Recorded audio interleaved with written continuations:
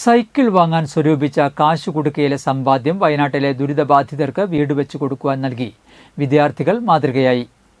CPI Kuzhikkattussery Padinjattumuri branch assistant secretary KU Jayadevan, Reshma ദമ്പതികളുടെ മക്കളായ നൈനിക, നൈതിക് എന്നിവരാണ് കാശുകുടുക്കയിലെ പണം നൽകി മാതൃകയായത്.